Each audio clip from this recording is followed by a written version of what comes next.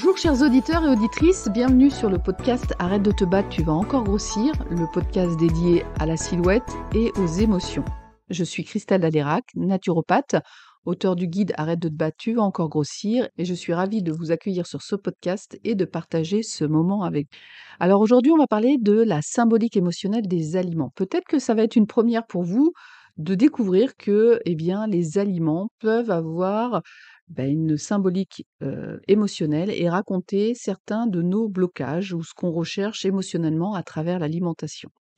Avant de démarrer ça, je vais vous demander de vous imaginer à table, dans une ambiance familiale, en train de manger votre plat préféré.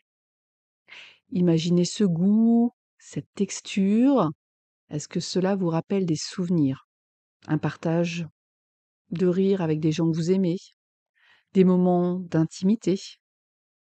Et de se rendre compte que chaque aliment que nous consommons, en fin de compte, est un voyage dans le temps, est un voyage émotionnel.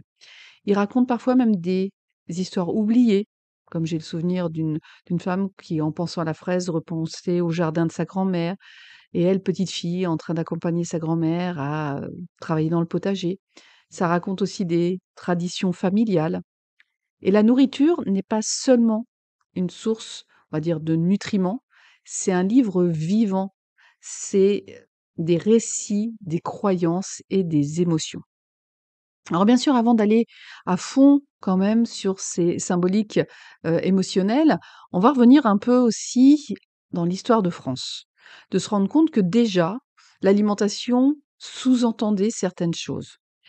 On va voir qu'on est un pays souvent de gourmets, on est reconnu quand même pour notre gastronomie.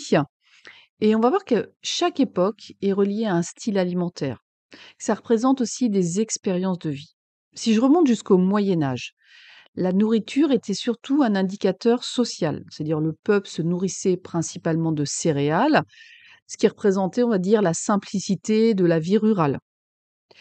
De l'autre côté, vous aviez les banquets des nobles, où là on trouvait des plats raffinés qui représentaient le statut et la richesse. Est-ce que vous savez que ce pain que l'on a sur la table aussi facilement a été autrefois un symbole puissant, le symbole de la fraternité pendant la Révolution française?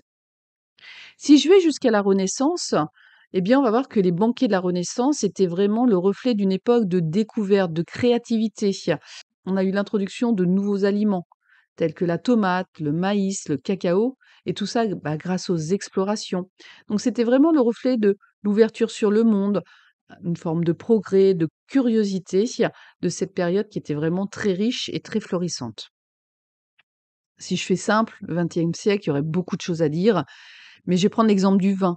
Le vin, par exemple, et surtout le vin de table, symbolise la convivialité, la tradition, l'héritage. Si on regarde maintenant, l'alimentation d'aujourd'hui, c'est surtout un regard sur la santé.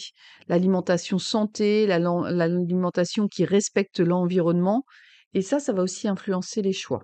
Donc même si nos goûts, nos préférences évoluent, ça reste une expérience émotionnelle. Je vais vous inviter à vous joindre à moi pour découvrir ensemble comment, au fil des temps, chaque aliment et même chaque recette a pu devenir une passerelle vers nos états émotionnels. Avant d'aller plus loin dans la symbolique alimentaire, on va faire un petit détour encore vers la médecine chinoise. On voit que dans la médecine chinoise, les envies alimentaires sont importantes puisqu'elles permettent éventuellement d'expliquer certains déséquilibres énergétiques au niveau de notre corps. C'est-à-dire que plusieurs organes comme la rate, l'estomac, le foie jouent un rôle important dans la digestion mais aussi dans l'appétit. Les envies d'aliments spécifiques peuvent être perçues par la médecine chinoise comme un signe de déséquilibre ou de blocage énergétique d'un méridien ou d'un organe. Par exemple, si on a des désirs intenses de sucre ou d'aliments sucrés, cela peut indiquer en médecine chinoise qu'on a un déséquilibre au niveau de la rate. Celle-ci, elle est responsable de la transformation de nos aliments en énergie qu'on appelle le qi. Et si elle est faiblie, on pourra se tourner vers des aliments sucrés pour booster l'énergie. On peut aussi avoir des envies de salé. Cela peut être relié à un déséquilibre des reins. Le sel est censé nourrir les reins et donc une envie peut signifier que vos reins cherchent à se renforcer. Je parle toujours en médecine chinoise, hein, et en énergétique. Un désir d'aliments acides comme les agrumes, le vinaigre, peut référer à un déséquilibre du foie. Le vinaigre peut aider à stimuler le foie et à faciliter la circulation de l'énergie.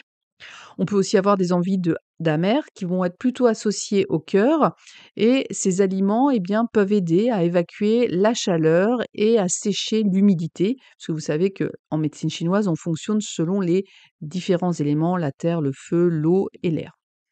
Les envies de piquant aussi, ça pourrait être plutôt à relier aux poumons et aux gros intestins, et ces aliments piquants peuvent aider à disperser l'énergie et à la faire circuler plus librement.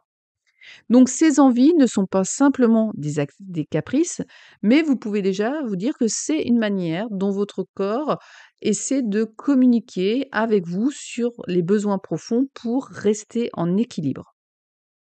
Alors après, on va aller un petit peu plus loin sur vraiment cet aspect enfin émotionnel. Alors il y a Christian Vial, qui est connu pour son approche diététique, qui a intégré la dimension symbolique et psychologique des aliments. Vous avez le docteur Olivier Soulier, qui a longtemps travaillé, qui est décédé, il y a quelques mois et qui a longtemps travaillé sur la symbolique du corps, mais aussi la symbolique des aliments. Et lui, disait que tout ce que nous consommions a une résonance symbolique qui impacte notre esprit et notre corps. Et là, je vais vous partager quelques idées de symbolique. Par exemple, si on parle du sucre. Alors le sucre, c'est le premier élément, avec lequel l'œuf qui s'implante dans la muqueuse utérine est en contact. Donc ça peut être le lien à maman, mais de façon générale, ça parle de notre capacité à être autonome ou à être dans une dépendance affective. Et souvent derrière ça, on va rechercher les blessures de rejet et d'abandon. Les fruits, alors chaque fruit va avoir une symbolique spécifique, mais si on prend, si vous voulez, la famille, la catégorie des fruits, elle représente les désirs, la joie, mais aussi la conquête du monde, la façon dont on va conquérir notre monde, et des fois ce besoin de gérer nos égos. Et si on regarde bien, ce sont souvent les enfants qui sont très attirés par les fruits, plus que par les légumes. Et regardez, ils sont les rois du monde, ils vont à la conquête du monde, ils vont découvrir ce monde, sans peur et souvent ils sont plus facilement attirés par tout ce qui a une connotation sucrée comme les fruits. Le sel est très intéressant parce que le sel, c'est la notion aussi de contrôle, mais derrière le contrôle, souvent, il faut chercher la blessure de trahison. Donc, lorsque je ressale sans goûter mon plat, c'est une façon de reprendre le contrôle sur ce que l'autre me donne, parce que je ne veux pas perdre le contrôle au risque d'avoir peur d'être trahi. Mais le sel, c'est aussi la colère et ça peut être aussi la relation au père. Alors, on pourrait aussi parler des céréales, hein, qui évoquent à la fois la communauté, le partage, mais si on va un petit peu plus loin, par exemple, les légumineuses peuvent raconter notre capacité à survivre dans certaines difficultés, mais aussi être capable de nous remettre en cause, à nous transformer, à nous adapter aux événements. Et le pain va raconter aussi, la relation aux lois sociales, à ce qu'on nous impose dans la vie, mais c'est aussi le semeur de graines, donc ça peut aussi raconter la relation au père. Si je vous parle des aliments qui peuvent être considérés d'un point de vue émotionnel comme amers, ce sont souvent les légumes, chose que je vous disais que les enfants aiment moins. Donc sont souvent associés aux expériences difficiles, aux pilules, on va dire, amères de la vie, à nos frustrations. C'est l'aliment de l'adulte qui sont là pour nous aider à gérer ces, amertumes, ces difficultés, ces frustrations et de nous permettre de faire face à la vie pour ce qu'elle est. Donc vous comprenez bien que lorsque, la vie est amère, des fois on préfère mettre des choses plus douces, pour apaiser nos difficultés. Tout ce qui est le lait, les produits laitiers, nous renvoie à tout ce qui est la relation maternelle, donc maman, le confort, la protection. Et on pourrait parler aussi de la viande. Je vais faire une référence à la viande rouge qui est associée à la vitalité, à l'énergie, à la force, on va dire à ce monde, comment on l'aborde.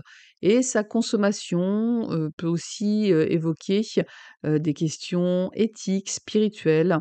Et il est bien évident que la nourriture est bien plus qu'une simple nécessité vitale. On se pose là souvent la question, qu'est-ce que l'on a envie de manger?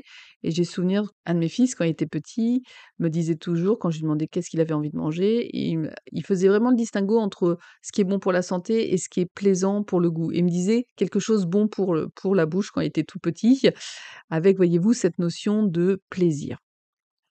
La symbolique, alimentaire, c'est vraiment une carte qui nous guide à travers, on va dire, les méandres de notre histoire personnelle. Quels sont les deuils qu'on a faits, les deuils que nous avons pas faits.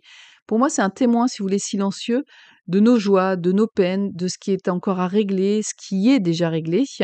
Alors bien sûr, lorsqu'on parle de symbolique, on prend pas tous les aliments, on va prendre surtout ce que, vous kiffez le plus, que vous le mangiez ou pas, ce que vous détestez, ce qui vous rend malade. Le reste, on va dire, il y a une forme de neutralité alimentaire pour avoir aussi, la variété dans son assiette. Donc en savourant chaque plat, quelque part, on célèbre à la fois nos traditions, notre héritage, mais attention, ça révèle aussi un état d'esprit du moment.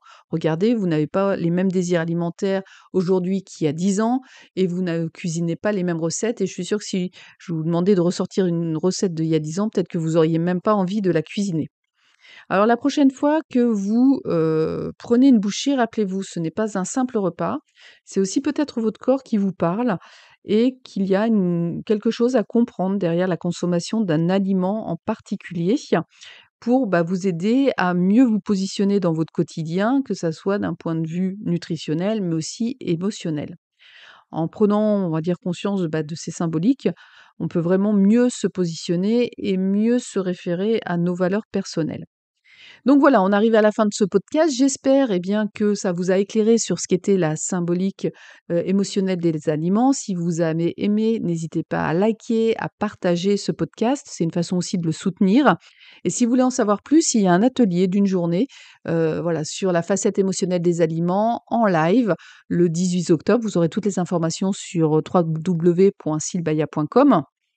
Et puis vous aurez aussi les informations sur le travail en dessin neurographique, avec le dessin de la main non dominante, pour travailler sur tout ce qui est émotion et silhouette. Voilà, je vous souhaite une belle journée et je vous dis à bientôt. Bye bye!